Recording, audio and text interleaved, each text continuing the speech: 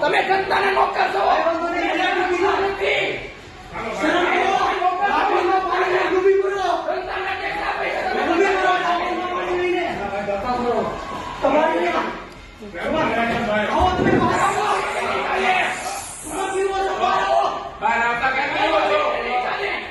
રહીશો સાથે હું કમિશનર સાહેબને મળવા ગયો હતો, રજૂઆત કરવા ગયો હતો, શાંતિપૂર્ણ રીતના રજૂઆત કરવા ગયો હતો, પરંતુ કમિશનર દ્વારા મળવા દેવામાં આવ્યા નહોતા રહીશોને. ત્યારે મારી એક જ માંગ હતી કે હું પાણીનું સેમ્પલ લઈને પણ ગયો હતો કે આ પાણીમાં ગંદકી પણ ભળી ગઈ છે, આમાં તમે દુર્ગંધ જોવા કઈ રીતના આ ઓબીસી SC ST સમાજના લોકો પી શકે. ત્યારે કમિશનર સાહેબે એવું કીધું હતું કે આ તમે પાણી ક્યાંથી લાવ્યા એ મને શું ખબર.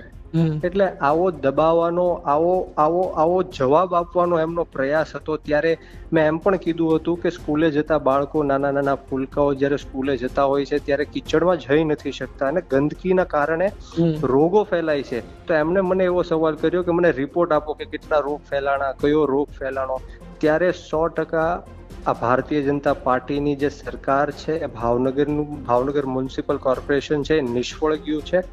અને આવનારા દિવસોમાં અમે ખૂબ મોટા પાસે આંદોલન પણ કરવાના છીએ અને કમિશનર દ્વારા જે આ રજૂઆત અને જે સવાલો અમને પૂછવામાં આવ્યા છે એનાથી ખૂબ જ લોકો નારાજ છે.